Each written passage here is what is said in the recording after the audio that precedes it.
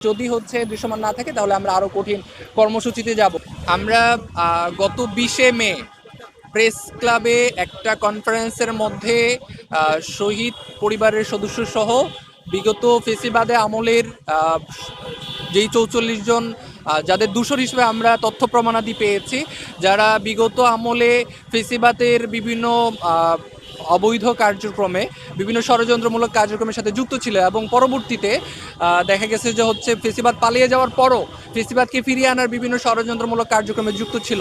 Even এরকমও আমরা তথ্য প্রমাণাদি পেয়েছি যে জুলাই আন্দোলনের সংশ্লিষ্টতার কারণে তারা তাদের অধীনস্থ যারা আছে তাদেরকে বিভিন্নভাবে সাসপেন্ড করা, ওএসডি করা, এই ধরনের কার্যক্রম তাদের অফিসিয়াল পাওয়ারে এই ধরনের স্বৈরাচারী আচরণ তারা অব্যাহত রেখেছিল। সেই 44 জনের তালিকা এবং হচ্ছে 95 জন ম্যাজিস্ট্রেট যাদের নির্দেশে জুলাই আন্দোলনে ছাত্র জনতার উপরে নির্বিচারে গুলি করে গণহত্যা চালানো হয়েছে, সেই তথ্য প্রমাণাদি সহ কত রাউন্ড গুলি ছোড়া হয়েছে সেই ধরনের তথ্য প্রমাণাদি সহ আমরা তালিকা প্রকাশ করেছিলাম বিগত 20শে মে। এবং সেই কনফারেন্সে আমরা একটা আলটিমেটাম দিয়েছিলাম যে 31শে মের মধ্যে এই তালিকাভুক্ত সচিব এবং হচ্ছে ম্যাজিস্ট্রেটদের ব্যাপারে দৃশ্যমান পদক্ষেপ এই ইন্টারিম গভর্নমেন্টকে নিতে হবে।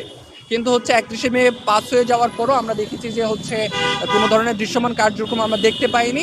ফলশ্রুতিতে আমরা জুলাই ঐক্যের যতগুলো প্ল্যাটফর্ম এখানে যুক্ত আছে সবার সাথে পরামর্শক্রমে আজকে আমাদের কর্মসূচি ছিল লং মার্চ টু সচিবালয়। সকাল 11:30টায় আমরা লং মার্চ টু সচিবালয় কর্মসূচি শুরু করে আমরা যখন আজকে এখানে সচিবালয়ের এই মোড়ে যখন আসি তখন প্রশাসনের লোকজন হচ্ছে আমাদের গতিরোধ করে এবং হচ্ছে ব্যারিকেড দিয়ে আটকিয়ে দেয়। তখন আমরা প্রতিনিধি একটা টিম ভিতরে গিয়ে কথা বললে মন্ত্রিপরিষদ সচিব সরাসরি আমাদেরকে আশ্বস্ত করেন যে ওনারা এই বিষয়গুলো নিয়ে কাজ করবেন এবং কিছু কাজ করেছেন ইতিমধ্যে।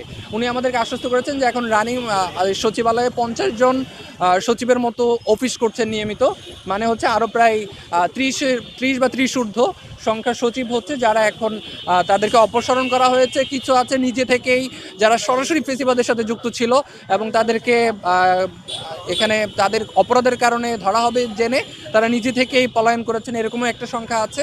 সব মিলে 30-এর মতো মানে অফিস করছেন না এবং বাকি 50 অফিস করছেন। এর মধ্যেও আমাদের এই 44 জন তালিকা যেটা আমরা দিয়েছি এর মধ্যে ওই 30-এরও একটা সংখ্যা আছে এবং যারা অফিস করতেছেন এই সংখ্যাটাও এখন আছে। এবং একটা নাম না বললেই নয়, সেটা হচ্ছে যে স্বরাষ্ট্র উপদেষ্টা রিজওয়ানা হাসানের যেই সচিব মানে যেই মন্ত্রণালয় সেখানে অফিস করতেছেন হচ্ছে হত্যা মামলার আসামি সচিব নাজমুল হাসান।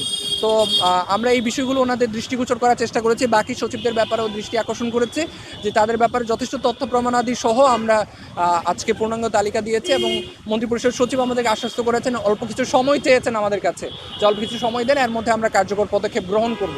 আমরা 19শে জুন পর্যন্ত ওনাদেরকে সময় বেঁধে দিয়েছি যে এর মধ্যে আমরা কার্যক্রম পদক্ষেপ আপনাদের থেকে দৃশ্যমান দেখতে চাই। যদি হচ্ছে দৃশ্যমান না থাকে তাহলে আমরা আরও কঠিন কর্মসূচিতে যাব। কেন? কারণ হচ্ছে তারা ফেসিবাদকে ফিরিয়ে আনার জন্য বিভিন্নভাবে আবারও পুনরায় ষড়যন্ত্রে লিপ্ত আছে বলে আমাদের কাছে যথেষ্ট তথ্য আছে এবং সেই তথ্যগুলো আমরা ওনাকে জানানোর চেষ্টা করেছি এবং উনি আমাদেরকে বলেছেন যে এই সচিবদের এই অপসারণ এবং নিয়োগ সহ এই ধরনের কার্যক্রম তদারকির বিষয়গুলো দেখতেছেন হচ্ছে কয়েকজন উপদেষ্টা। এর মধ্যে রিজওয়ানা হাসানের নাম বলেছেন, তারপরে উপদেষ্টা আমাদের ছাত্র উপদেষ্টা মাহফুজ আলমের নাম আছে, সালাউদ্দিন আহমেদের নাম আছে, আরও 2-1 জন উপদেষ্টা সহ একটা কমিটি হচ্ছে এটা তদারকি করছেন এবং বলেছেন যে মন্ত্রিপরিষদ সচিব নিজে দায়িত্ব নিয়ে এই উপদেষ্টাদের আবারও দৃষ্টি আকর্ষণ করবেন এবং খুব স্বল্প সময়ের মধ্যেই যেন হচ্ছে তদন্ত সাপেক্ষে সুষ্ঠু পদক্ষেপ নেওয়া হয় সে ব্যাপারে উনি উপদেষ্টাদের কাছে অনুরোধ রাখবেন, এই ব্যাপারে আমাদেরকে আশ্বস্ত করেছেন। এই আশ্বাসের ভিত্তিতে আজকে আমাদের লং মার্চ টু সচিবালয় কর্মসূচি আমরা এখানেই শেষ করেছি এবং 19শে মার্চ পর্যন্ত আমরা এটা তদারকিতে রাখবো। জুলাই গণঅভ্যুত্থানের পর যে লীগের যে দালাল চাটুকাররা সচিবালয়ে ছিল এবং যারা চিহ্নিত সন্ত্রাসী, যাদের হাতে রক্ত লেগে আছে, তাদের অপসারণ এবং বিচারের দাবিতে আমরা 31শে মে পর্যন্ত একটা আলটিমেটাম দিছিলাম যে 31 মে পর গেলে আমরা মার্চ টু সচিবালয় কর্মসূচি দিব। সেই কর্মসূচির অংশ হিসেবে আমরা আজকে সচিবালয়ে এসেছিলাম। আসার পরে আমাদের ব্যারিকেড দেওয়া হয়। ব্যারিকেড দেওয়ার পর আমাদের 5 সদস্য বিশিষ্ট একটা প্রতিনিধি টিম সচিবালয়ের ভেতরে যায় এবং প্রতিনিধিদের সাথে কথা বলে। সেখান থেকে আমাদের দাবিগুলো জানানো হলে তারা বলে যে আমরা ইতিমধ্যে 30 জনের অপসারণ করেছি এবং বাকি যে 40-50 জনের মতো আছে আমরা সেজন্য কমিটিও গঠন করেছি কয়েকটা এবং আমাদের কাজ চলমান রয়েছে, আপনারা আমাদেরকে একটু সময় দেন। সো আমরা আমরা তাদেরকে বলেছি যে আমরা পর্যবেক্ষণে রাখবো এবং আপনাদের যে কথা দিচ্ছেন যে 40-50 জনকে দ্রুততম সময়ের মধ্যে অপসারণ করবেন, এটা সম্পন্ন যদি না করেন তাহলে আমরা পরবর্তী কর্মসূচি আগামী যে কোনো একদিন সংবাদ সম্মেলনের মাধ্যমে জানিয়ে দিব।